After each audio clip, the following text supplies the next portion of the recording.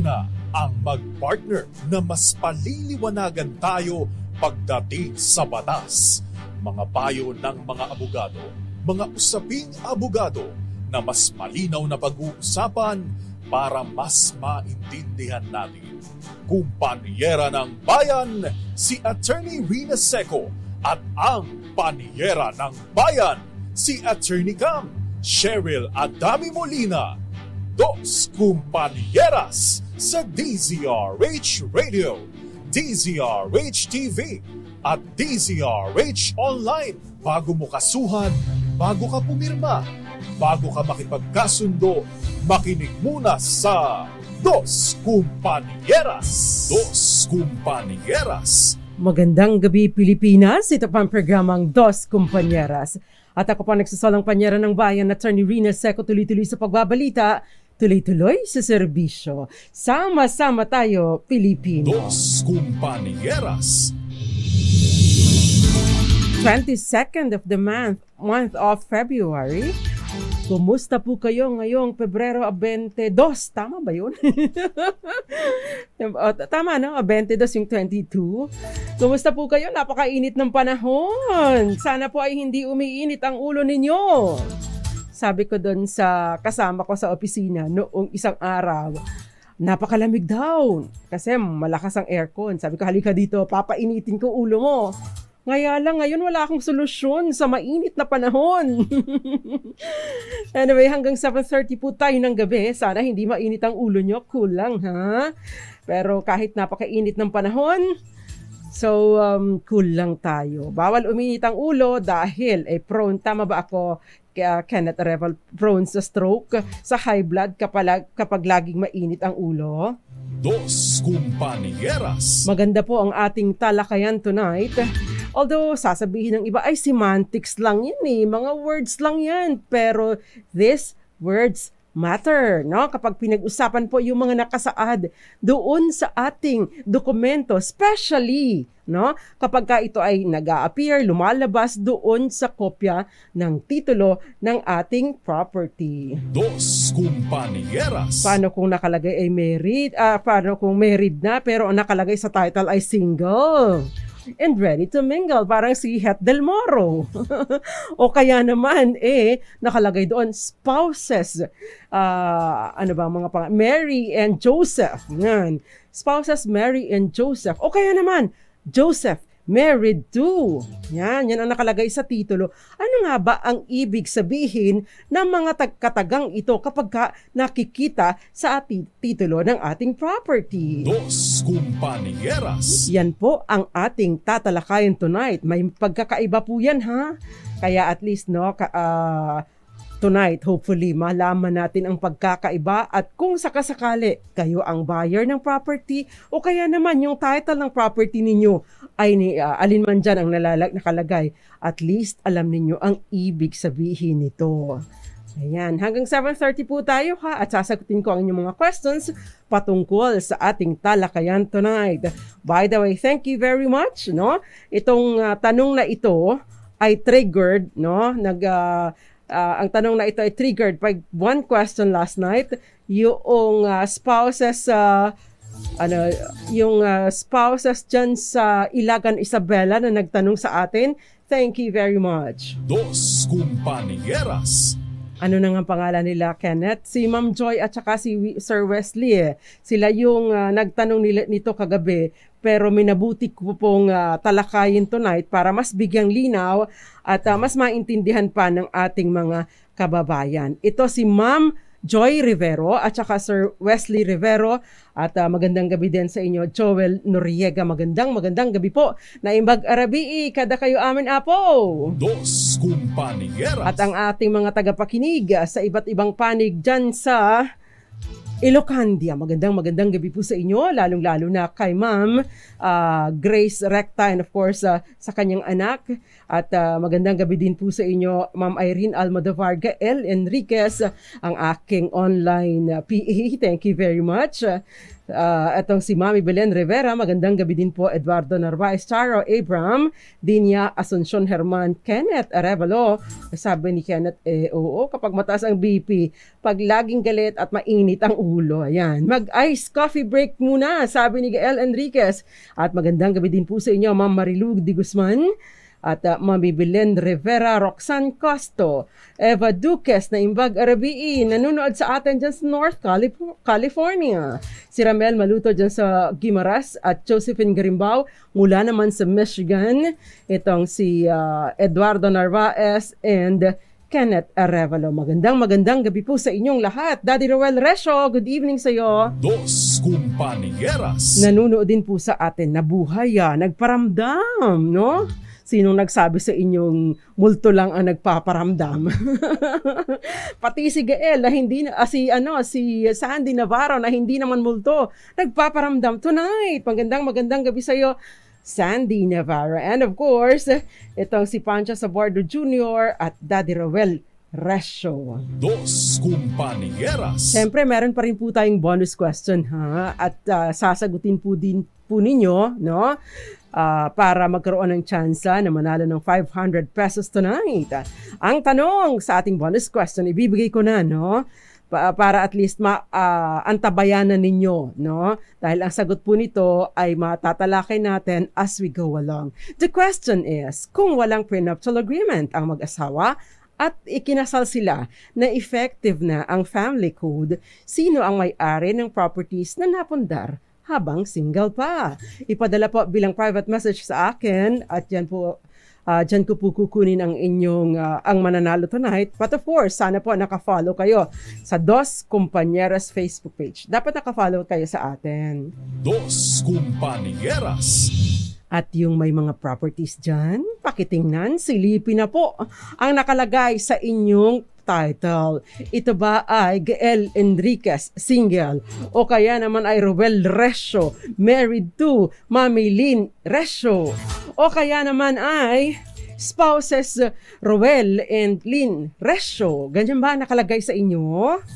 No? Magmamatter po yan. At syempre, alalahanin nyo din kasi marami naman ang nakakalimot kung kailan sila ikinasal. Diba? Hindi na matandaan ang kanilang anniversary. Alalahanin, kailan ba kayo ikinasal? O meron ba kayong prenuptial agreement o wala? Kung wala, abay pakaalalahanin, kailan kayo ikinasal? Daddy Roel Resho, kailan kayo ikinasal ni Mami? Dos Compañeras. Nagmamatter po ito.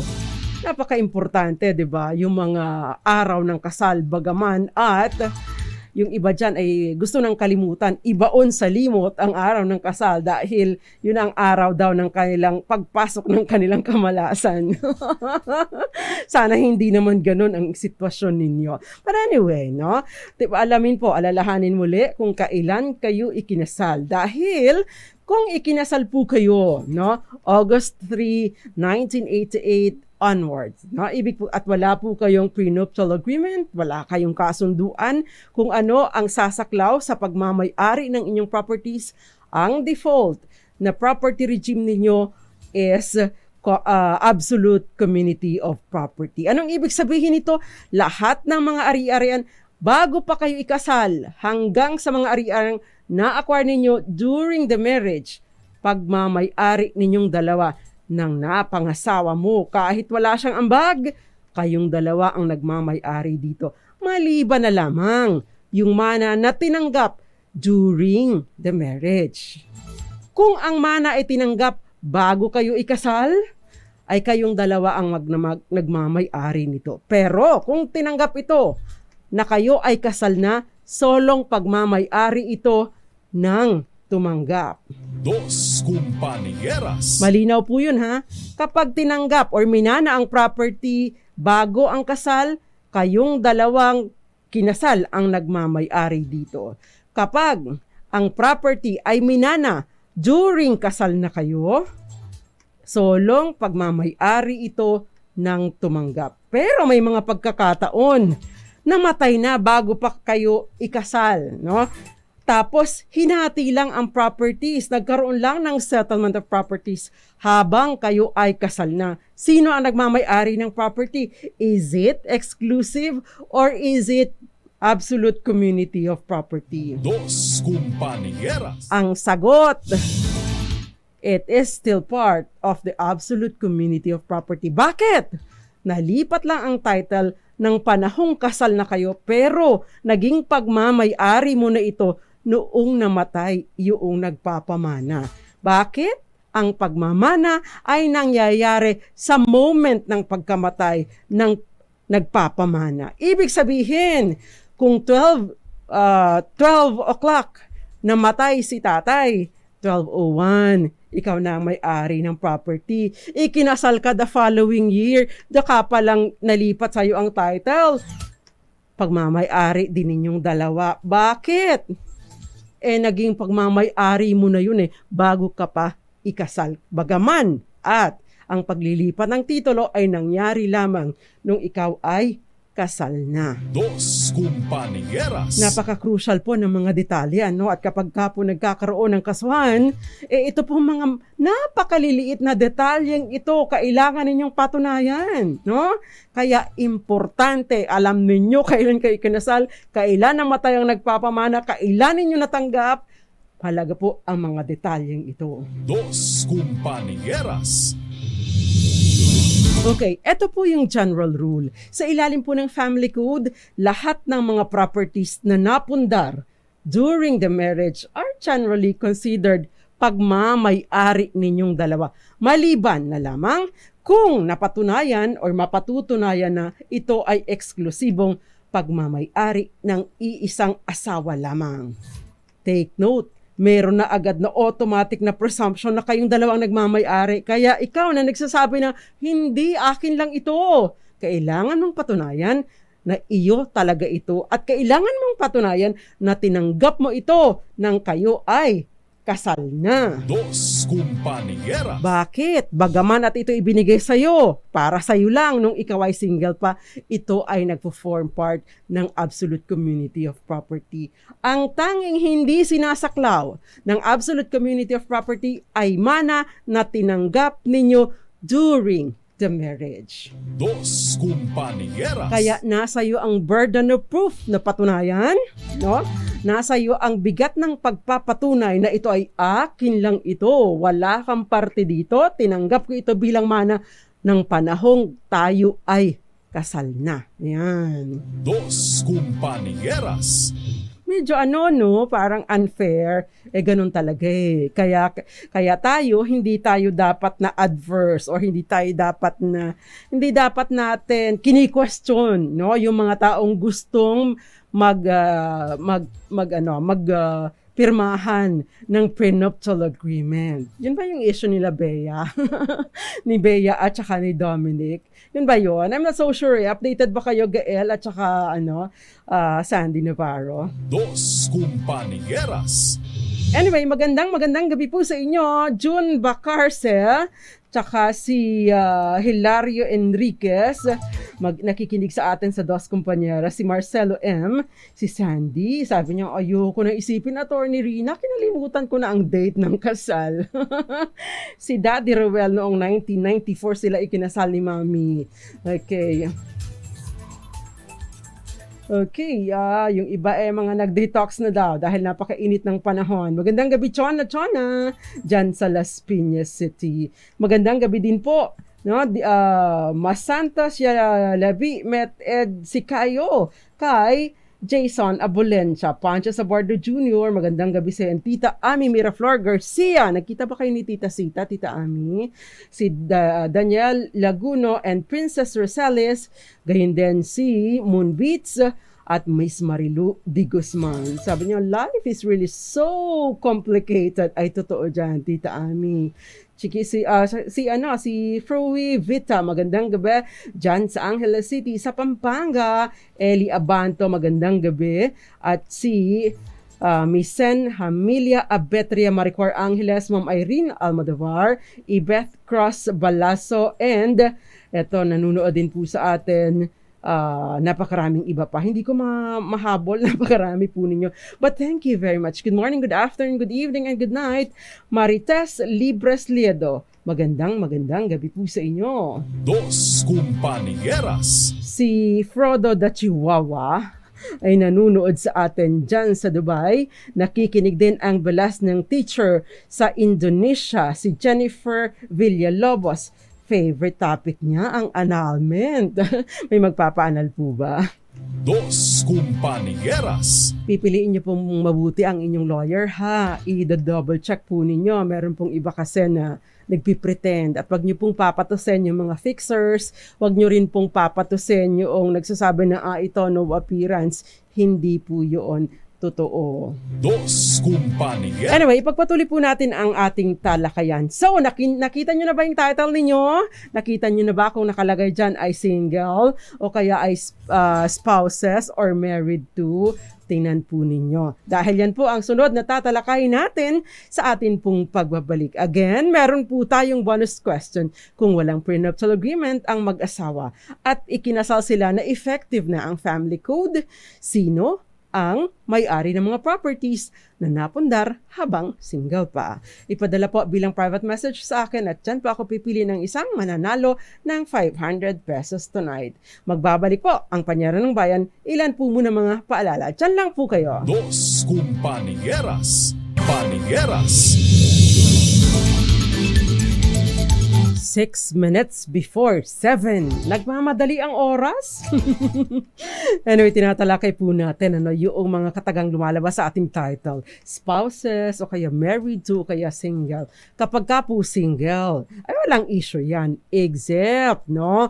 Kung ang property ay binili ninyo during the marriage at kayo ay either a conjugal partnership of gains or absolute community of property ang nag-govern sa inyo at common funds ang ginamit ninyo, yan po ay pagmamay-ari ninyong dalawa. Kahit nakalagay doon ay single kayo. So titingnan, ano ang property regime? Kailan ito nabili? Diba? Kasi kung conjugal partnership of gains po, kung single pa kayo nabili, inyo lang talaga ito. Pero yun ay assuming na conjugal partnership of gains ang property regime ninyo. Ay posible lang yung mangyari kung ikinasal kayo bago mag-August 3, 1988 or meron kayong prenuptial agreement. Kung wala, absolute community of property, kayong dalawa ng asawa mo ang nagmamay-ari nito kung kahit pa ito ay binili bago pa kayo ikasal. Dos Compañeras. Now, kung halimbawa nakalagay spouses, Roel and Lynn Resho, ay ibig pong sabihin conjugal or absolute community of property ito. Ibig sabihin kayong dalawa ang nagmamay-ari ng property. Pag ang nakalagay spouses, no? Kung halimbawa naman, no? Halimbawa naman po ay married to. Tricky, ano? Married to, ibig sabihin, Roel Resho. Sorry, Daddy Roel. Roel Resho married to Lynn Resho. Parang pinapalagay, lumalabas po na ito ay eksklusibong pagmamay-ari ni Roel Resho. Dahil yun pong married to ay adjective lamang. Anong ibig sabihin nito? Dinidescribe lang niya ang civil status ni Roel Resho. Dos Compañeras. That is kung yun ang unang titingnan. Pero kung sakasakali naman at sasabihin ni Mami Lynn Resho na ay hindi, conjugal yan or absolute community property yan, nagkamali lang ng lagay. In fact, binili namin yung mag-asawa or binili niya yan gamit ang kanyang 13th month pay. Nabili niya yung isang lote na yan. Ay, ang laki ng 13th month pay ni Daddy Ravel. Ano? Binili niya yung lote na yan sa kanyang 13th month pay. Amin pa din yan. So, pwede niyang patunayan na ganun. No? Basta, no, mai-exclude lamang or magiging exclusive property lamang ang isang pagmamay-ari kung ito ay minana during the marriage. Yan. At ang inyong property regime ay absolute community of property. Dos compañeras. Nakita niyo yung pagkakaiba, spouses ay automatic kayong dalawa.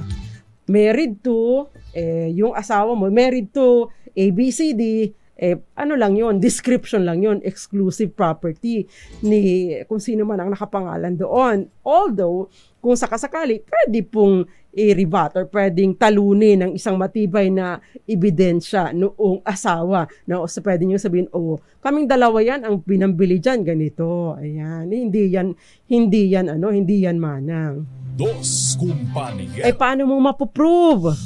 Meron pong tinatawag na traceback document sa LRA, Registries of Deeds, no? Meron pong LRA Circular Number 04/2015 na merong nagbibigay ng guidelines sa mga queries or verification service, yung title traceback doon sa LRA. So lahat ng yung history ng lupa, no, kung paano nailipat kay A to B to C to kung kanino man, malalaman po natin kung anong pinag-uugatan ng pagmamay-ari, kung ito ay donasyon, kung ito ay binili, o kung halimbawa ay ang tawag doon, transfer o kaya ay mana. Natitrace po ito.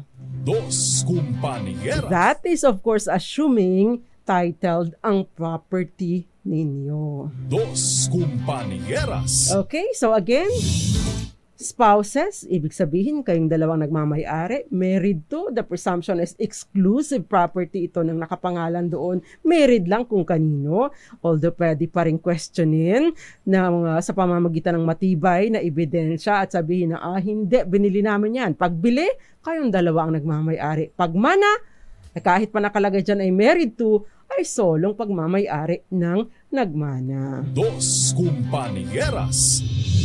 Okay, so I hope that is clear. Nakita niyo na po ba yung title ninyo? Paki-check nga po. Si owner of property before marriage is the buyer. Mali po, Sir Marcelo M. Ang owner ng property, kahit pa single ito na acquire, kapag ka nag-asawa na, ay kayong dalawa na.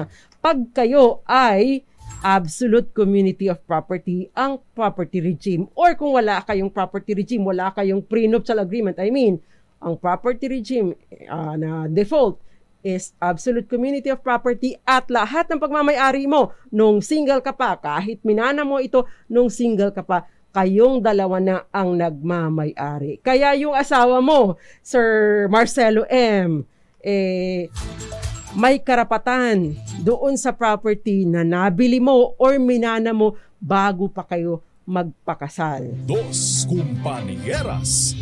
Okay, malinaw na? Sabi ni Daddy Rowell ay okay lang, ay fictional lang naman kasi ang 13th month pay ko ay hanggang 15 paso lang ang kayang mabili. Di naman siguro. Okay, so yung presumption po of conjugality, rebuttable. Ibig sabihin pwedeng talunin sa pamamagitan ng malinaw, ng strong evidence na nagsasabi na hindi, akin lang ito. Again, kailangan patunayan na ito ay mana mo and ito'y minana mo during the marriage. Ayan. Dos compañeras. Sabi ni Gael, ay sobrang linaw po. Maraming salamat sa iyo, Gael Enriquez, Odette Sales, Ngoyang Montes, gayon din Eds Maglakas, and Sir Romel Kayabyab ng Dagupan City. Butong Castilla, magandang gabi sa iyo, nanunod sa atin dyan sa Palo Leyte, at Federico Bagisi. Magandang gabi po sa inyong lahat.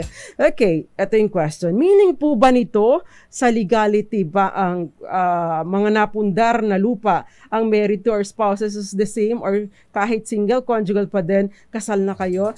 Pag married to, description lang po yun. Pero kailangan nyo patunayan na ito ay mana ninyo para masabing solong pagmamay-ari ninyo ito na ikaw na nagmana.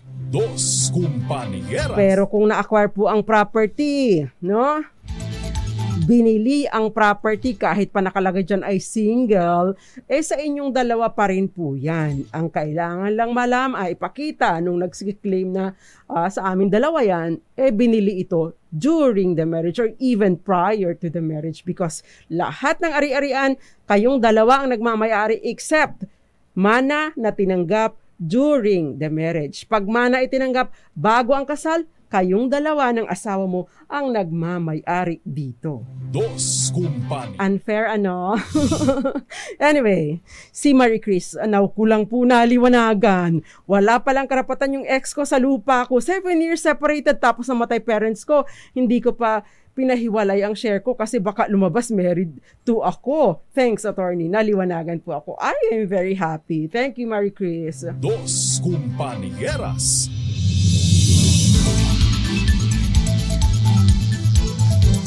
Okay, si JM. Good evening po, Attorney Rina. My father passed away 2 years ago. Ang question ko po, nasa title yung name, second wife, in which sabi sa title, i-marry daw sila sa title. Pero kasal si father ko sa nanay ko. Paano po kaya yun? Siyempre, yung nanay mo at saka ikaw, o kayong mga tagapagmana, ay pwede po ninyong habulin. Bakit? Kasi kung halimbawa po ay illicit ang relationship, ibig sabihin illegal. Ang sinasabing second wife na hindi naman talaga wife, no? Hindi sila kasal dahil kasal pa sa nanay ninyo. Remember yung tinilakay natin before na yun pong legit na pamilya pwedeng habulin yung kahit pa itinitle na or ipinangalan doon sa mistress or doon sa paramour or doon sa anak ng paramour. Bakit? Mahigpit pong ipinagbabawal ng batas ang donasyon sa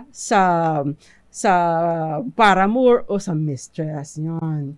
Dos Compañeras. Ang kailangan lamang po ninyong mapatunayan ay walang kakayanan ang mistress or ang paramour na bumili o mag-ambag para makabili ng properties na ito. Take note po, yung kung halimbawa po ay ang sa mga nagli-live-in or nagsasama, ang isa ay may sabit, kailangan na mapatunayan merong aktwal na perang kontribusyon ang isa sa kanila para makakuha ng parte. Dahil ang hatian pagdating sa property ng mga nasa illicit relationship na nagsasama, no, ay ayon sa aktwal na perang kontribusyon. Hindi kinukonsider na ambag ang pagiging masipag, ang pag-aasikaso ng mga bata at ang pag-aasikaso sa bahay. Dos Compañeras.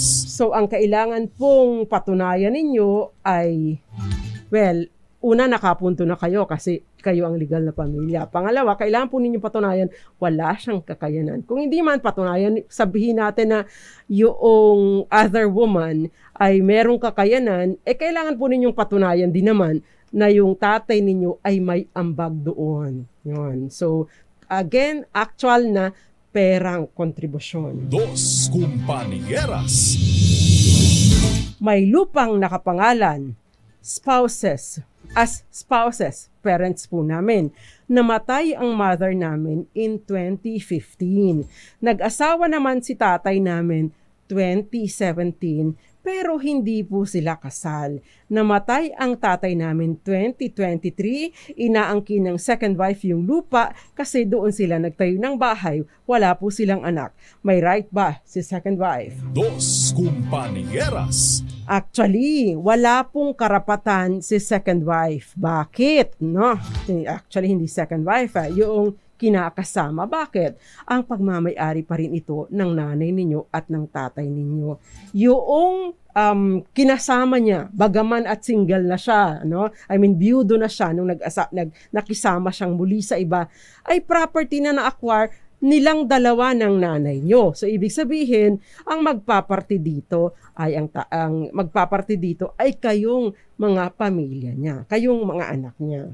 Dos Compañeras. At syempre, ang mangyayari dyan, hati si nanay at si tatay para yun yung magiging share nila sa absolute community, 50-50. Pagkatapos yung 50 ni tatay, yun ang paghahatian ninyo ng inyong mga kapatid, kasama na din si nanay. Yun ang paghahati ng mana. Dos Compañeras. Wala pong makukuhang mana o share yung kinasama ng tatay ninyo dahil hindi naman legit ang kanilang relationship. Dos Compañeras.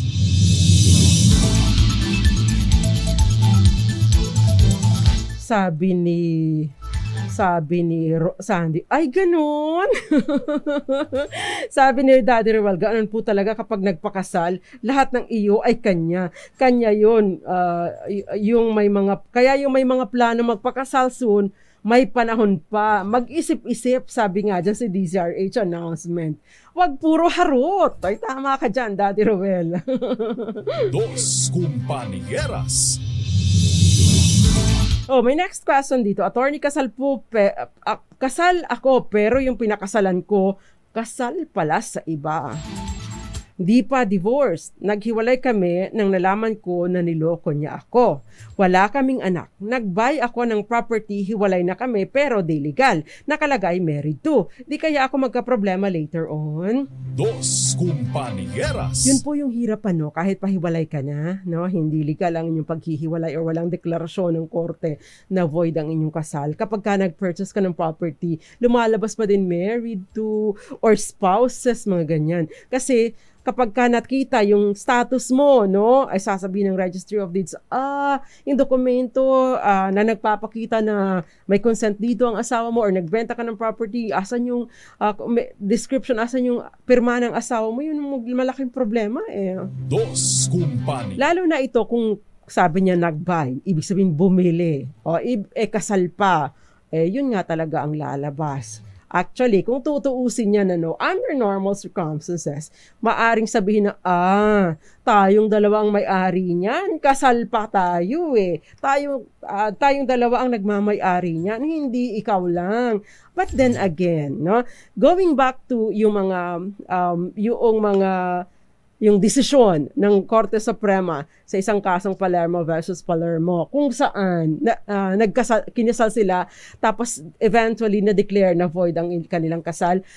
Ang lahat ng properties from the time na nag-separate sila ay kahit pa hindi pa na-annul or na-declare na void ang kanilang kasal, sinabi po ng Korte Suprema, lower court, i-determine ninyo kung kailan ito na-purchase kasi kung na-purchase or nabili ang property nito habang sila ay nagsasama pa bilang mag-asawa under a void marriage, 50-50 ang mangyayari sa kanilang hatian. Pero nung naghiwalay na sila, no, physical na hiwalayan, separated in fact, at eventually, bago pa sila magkaroon ng annulment of marriage or declaration of nullity of marriage, yun, i-determine ninyo sino ang bumili dito. So, itong texter natin, yun po ang kailangan ninyong patunayan. And madali ito. Bakit? Kasi all you have to establish is that ikinasal kayo at void ang marriage niyo at madali itong ma-establish by just presenting yung sinumar certificate of no marriage nag-a-appear doon bago pala kayo ikasal ay kasal na siya sa iba and therefore bigamos ang second marriage and therefore void ab initio or void from the very beginning at sa lahat ng properties na nabili ninyo, no? From the time na naghiwalay kayo or separated in fact kayo up to the time na madeklarang void ang inyong kasal, kung sino nakabili, yun po ang nagmamay-ari. Again, that's Palermo versus Palermo. Dos Compañeras. Okay. Magandang gabi po sa lahat ng mga nanonood sa iba't ibang panig ng mundo. Yan, good morning, good afternoon, good evening, and good night. At may mga texters tayo. Thank you very much. Magandang gabi. Yung mga nanonood sa atin dyan sa Bohol. Magandang gabi. Ija, aho, mga nagbabiyahe sa Bohol. Nakikinood daw sila. Thank you very much, Miss Adi. And to your aunt, magandang gabi po sa iyo. Maayong gabi, kaninyong tanan diha. Dos Compañeras. At syempre, amping, yun bang Chocolate Hills, mukhang tsokolate pa din? Or mukhang tsokolate na dahil napakainit ng panahon? Okay, magandang gabi po muna sa aking inaanak sa kasal. Napakarami kong inaanak sa kasal. Si Jerome Lorenzo, at syempre si Jen Lorenzo. Magandang gabi sa iyo. Sabi ni Abigail, dapat pag mahal mo, share mo kung anong meron ka. Ang problema, wala naman kasing forever, Gael Enriquez. Totoo ba? Nag-a-agree ba kayo dito? Wala kasing forever eh. Yung iba lang ang habol. Magandang gabi sa'yo, Kim Balbin. Mami Delia Pines, magandang gabi po. And of course, Placida, ano bang surname ninyo? Baliktad kasi yung mga wordings, no? Magandang gabi po sa inyo, Ma'am Placida. And of course, if it's Escueta, Ma'am Delia Pines, magandang gabi. At Miss Maricor Angeles. Ngayong Montes, magandang gabi sa iyo. Dos Compañeras. Ate Lily Baradi and Ate Ching Elag, magandang gabi. And advance happy birthday sa iyo, Ate Cathy Seco. May mga questions pa dito? Attorney. Dear Attorney, Attorney, paano po kung 17 years nang hiwalay sa legal na asawa? Tapos nagkaroon ng ka-live-in for 16 years. Nakapundar sila sa ka-live-in niya ng mga ari-arian na nakapangalan sa kanilang dalawa. Naghahabol ang ex-wife. Ngayon, gustong kunin ng dating asawa ang mga ari-arian. Anong laban ni second wife? Yan. Si second wife ay hindi talaga siya wife, live-in partner. No? Yun ang appropriate para at least ma-distinguish natin, mas madali nating ma-identify. Dos Compañeras. At yan po ang sasagutin natin sa ating pagbabalik. Ang question po again natin para sa ating bonus question, kung walang prenuptial agreement ang mag-asawa at ikinasal sila na effective na ang family code. Ito, nag-take effect po ang family code August 3, 1988.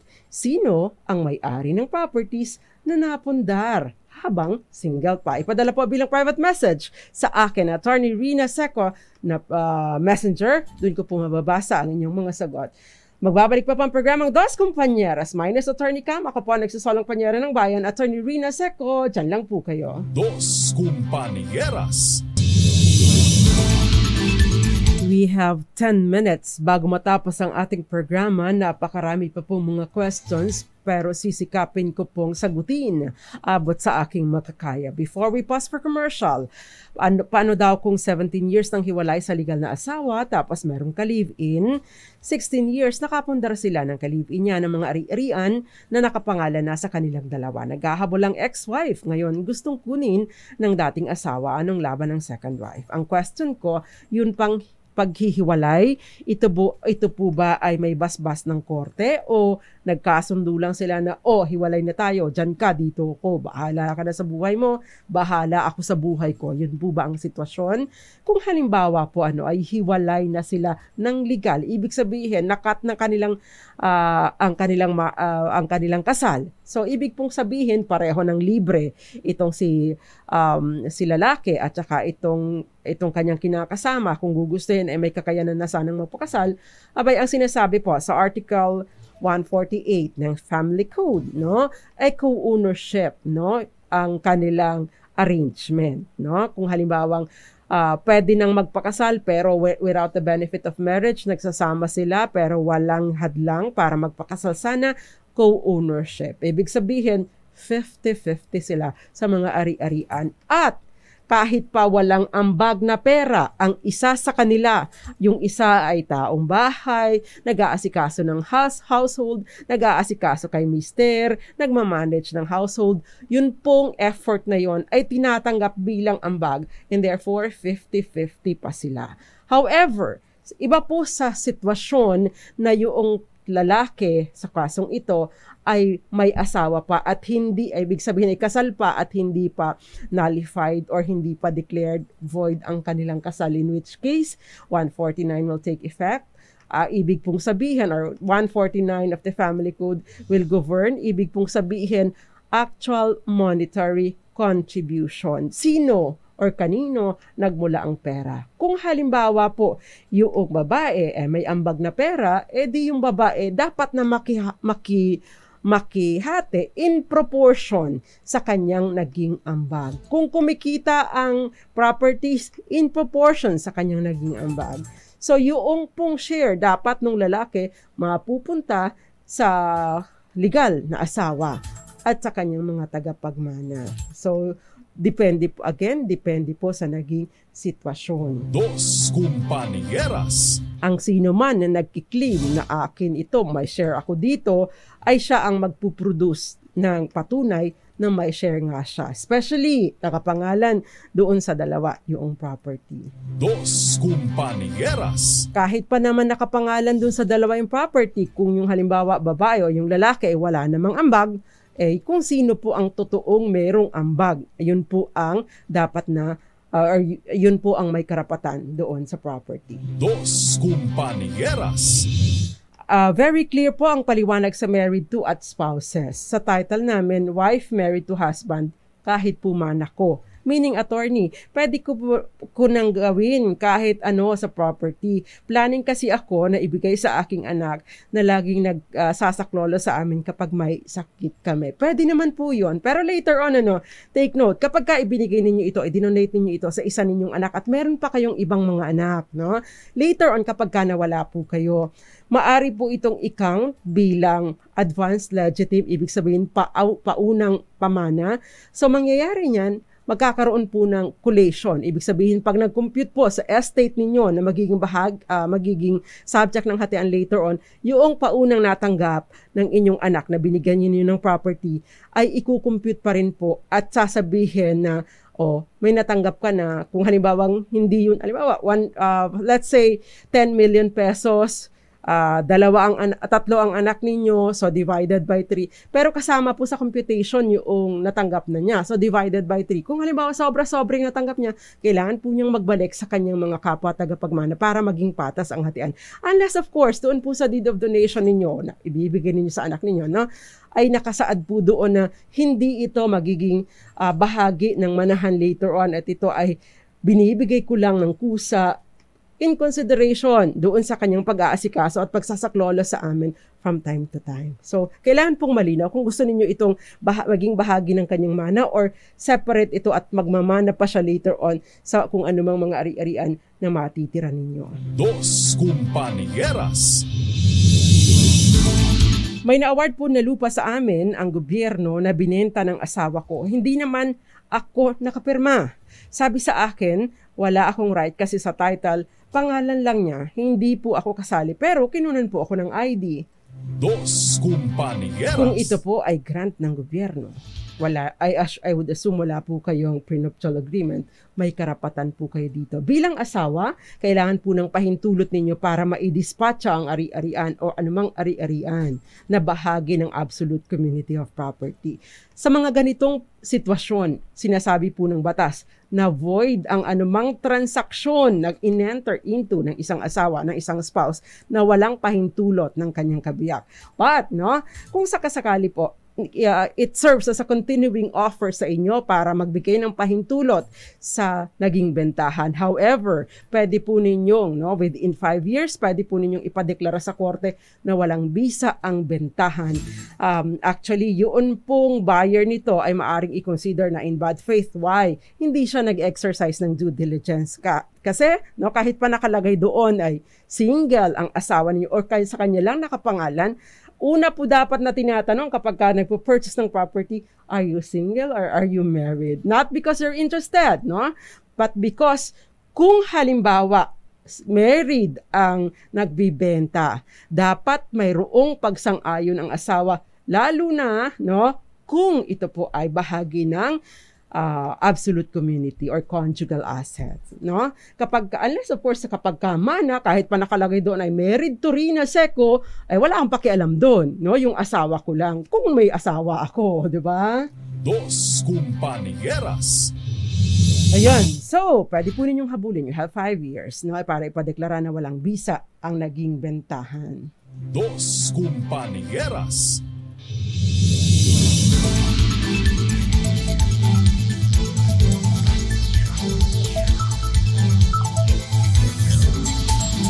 Okay, merong question dito si Frui Vita. Sabi niya, attorney, paano po pag nag-acquire ang wife ng property during the marriage pero before the effectivity of the family code, pero ang husband ay nagpakasal na sa US during their marriage, then nakalagay sa TCT ay single. Meron pa bang share si husband?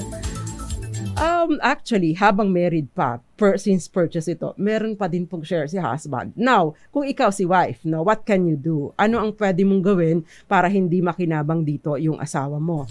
Pwede mong